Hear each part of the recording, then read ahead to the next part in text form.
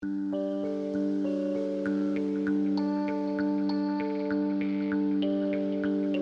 Pascal, moi j'aimerais qu'on aborde ensemble un des problèmes très très particuliers, c'est les formes dans lesquelles on voudrait couler la participation des citoyens. On a une proposition permanente faite aux citoyens, venez dans les lieux, dans les modalités, dans les temps que nous, qui allons construire la réponse, nous voulons vous entendre, vous offrir pour vous entendre. On a besoin de vous, mais on a besoin de vous dans les cadres que nous avons prévus pour vous écouter. Résultat, les gens ne viennent pas, ou ceux qui viennent ne sont pas ceux dont on voudrait qu'ils viennent. Et je crois qu'il faut absolument renverser complètement les choses. Si on veut aller à l'écoute, d'abord effectivement, c'est toute chose qu'on a dite déjà, les prendre au sérieux, etc. Mais c'est aller là où, spontanément, les gens se trouvent et sont capables de s'exprimer individuellement et collectivement. Il y a un côté d'abord dans la recherche du contact individuel, là où les gens vivent, aller vers les gens et pas demander aux gens de venir vers nous. Et puis de voir là où les collectifs sont spontanément, vivent et se forment. Il y a des lieux où les gens parlent de ce qui ne va pas, parlent de ce qui pourrait aller mieux. C'est pas nécessairement les lieux qu'on a prévus pour cette parole. Alors là-dessus, moi j'aimerais bien que tu développes un petit peu ça à partir de ton expérience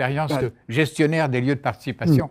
À Saint-Denis. Et c'est très clair que les années où j'étais en charge d'animer des réunions de quartier, des réunions de conseils de quartier, systématiquement, ça s'est déroulé toujours soit dans la salle polyvalente du centre social, soit dans le préau de l'école, et avec un dispositif qui était quasiment toujours le même, c'est-à-dire des tables où il y avait plutôt les élus, les techniciens, les gens qui savaient, et puis des gens qui étaient sur des chaises en randonnion, avec d'ailleurs assez souvent ça rappelait la configuration de la classe, ce qui, pour la plupart des gens de ces quartiers, ça les renvoyait pas forcément à des souvenirs radieux. Et je pense que, effectivement, on ne prend pas assez au sérieux l'idée que si on veut que les gens s'expriment, participent vraiment, il faut veiller à leur confort. C'est pas un petit mot, le confort. C'est-à-dire qu'ils soient à l'aise dans plein de dimensions. Si on regarde ce dispositif de la réunion à 19h où on parle devant ses voisins, je pense qu'on n'a jamais mesuré ce à quoi on demande aux gens de se prêter. Ce à quoi ça les engage. J'en avais fait l'expérience, étant plutôt, moi, un pro de la parole et passant mon temps à être dans des réunions, y compris des réunions publiques. Finalement, les réunions dans lesquelles je suis le plus mal à l'aise, dans lesquelles j'ai le plus de pression et de trac, c'est les réunions que je fais dans mon quartier, là où j'habite. Et ça m'a un peu dérouté à un moment. Et je pense qu'il y a de très bonnes raisons pour ça. C'est que quand je parle dans des réunions publiques, c'est des gens que je ne vais pas recroiser. Et finalement, l'effet, si ça ne se passe pas bien, pour moi, il n'est pas très important. Quand c'est là où j'habite, là où mes enfants vont à l'école, là où je fais mes courses, etc., quand je prends la parole en public devant mes voisins, pour les semaines et les mois qui suivent, j'ai engagé ma réputation. J'ai engagé quelque chose qui est une parole qui va rester. Et donc, en gros, pour le dire un peu simplement, si ça ne se passe pas bien, je vais être « Ah, c'est lui, là, l'autre soir, il a dit que... » Voilà.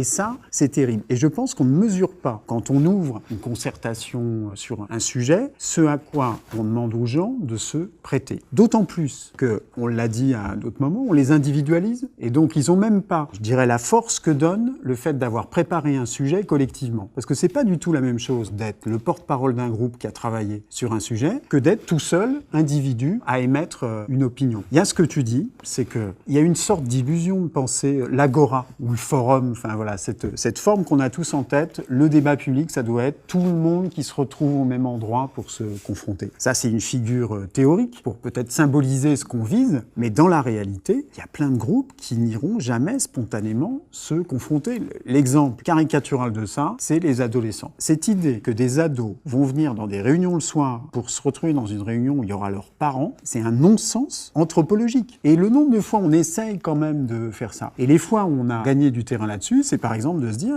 on découple. On va trouver les jeunes là où ils sont, on utilise la vidéo pour les faire s'exprimer sur le truc-là, et on peut ramener cette vidéo dans une réunion de vieux comme moi, qui est l'âge donc de leurs parents, et c'est un moyen, une médiation qui permet d'introduire une parole qui va pas forcément s'exprimer dans ce cadre-là, qui leur est étrange et pour lequel, sauf moi, honnêtement, les ados qui viennent dans les réunions publiques avec des vieux, je les plains et ils m'inquiètent. Je pense que c'est qu'il y a un problème chez eux. Oui. Il y a une expérience qui illustre tout à fait ce que tu viens de dire. C'est ce qui a été monté par Bertrand Schwartz à une certaine époque, à travers Moderniser sans exclure, où effectivement, des gens qui étaient dans une même situation, que ce soit des ouvriers non qualifiés dans une entreprise, que ce soit des femmes dans une cité du nord de Marseille, que ce soit, etc., elles ont un problème qu'elles partagent, ils discutent et ils filment. Au fur et à mesure, la discussion. Voilà ce que vous pensez, vous êtes d'accord avec ça? Ah non, ça va pas. On recommence. Jusqu'au moment où effectivement le collectif, que ce soit les femmes dans la cité de Marseille ou les ouvriers non qualifiés d'une entreprise, ils se reconnaissent dans leurs propres paroles. Et à ce moment-là, ce film, il est capable d'aller interpeller nos directions de l'entreprise, d'interpeller les bailleurs sociaux et de reconstruire un équilibre de pouvoir pour discuter et d'élaborer ensemble un compromis. Et pour construire un compromis, il faut avoir une égalité de pouvoir de parole. Et la parole, elle se construit pas dans des agoras. Elle se construit effectivement dans un entre-soi sur lequel il faut s'appuyer pour construire une force. Si on veut avoir une chance que des points de vue divers s'expriment dans de bonnes conditions, eh ben, ça veut dire du temps, de le préparer en amont, de s'appuyer sur les groupes qui existent déjà, de les constituer, de les animer s'ils n'existent pas, pour qu'il y ait une parole collective qui puisse se construire sur ce sujet-là, qui rétablisse un peu d'équilibre, parce qu'on parle souvent du triptyque, les élus, les techniciens, les habitants, sur les questions de concertation, etc. Mais il y a un déséquilibre qui est mortel, c'est que les élus, ils sont dans des collectifs, ils sont dans des partis, dans des groupes où ils ont fabriqué une pensée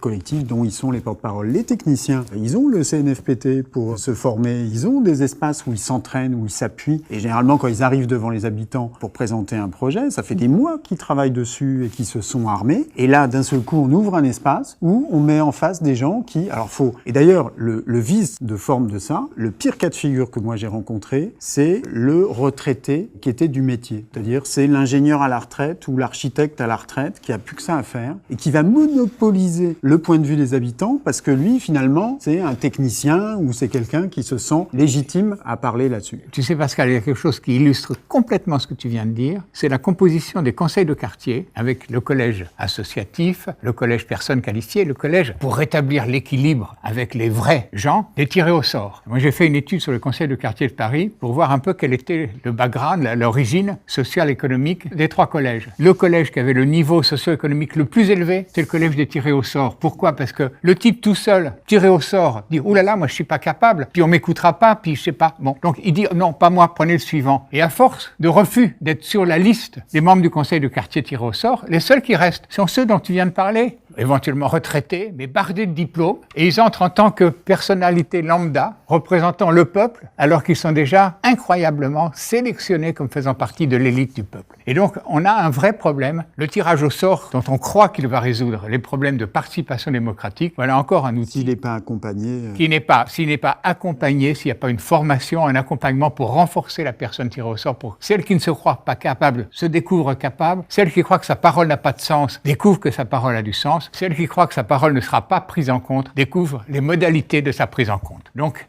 la démocratie, en clair, c'est un long travail de construction très volontariste.